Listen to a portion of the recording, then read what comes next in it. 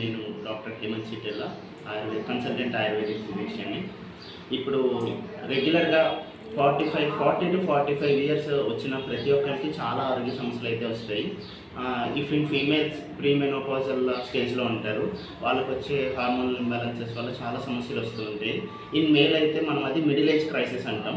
Middle age క్రైసిస్లో కూడా male people చాలా ఆరోగ్య సమస్యలకి గురవుతూ ఉంటారు.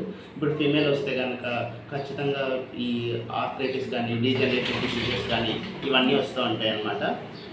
మెయిల్ పీపుల్లో కూడా అంతే, చాలా స్ట్రెస్ రిలేటెడ్ సమస్యలకి గురవుతూ ఉంటారు. ఇప్పుడుండే సెడెంటరీ లైఫ్ స్టైల్లో ఏవైతే లైఫ్ స్టైల్ చేంజెస్ చేయాలో అవి చిన్న 2 to 3 స్టెప్స్ చెప్తాను.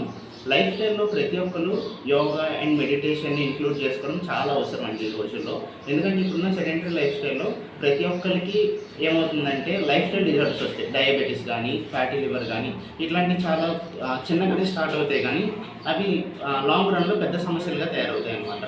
మీరు హాస్పిటల్స్కి ఎక్కువ బిల్స్ పెట్టకూడదు, లైఫ్ స్టైల్ని మెయింటైన్ చేసుకోవాలి అనుకుంటే యోగా అండ్ మెడిటేషన్ చాలా ఇంపార్టెంట్. అలానే లైఫ్ స్టైల్లో కూడా ఆయుర్వేదాన్ని ఇంక్లూడ్ చేసుకోవాలి. ఆయుర్వేదం అంటే మీరు ఏ డాక్టర్ దగ్గరికి వెళ్ళాల్సిన పని ఉండదు.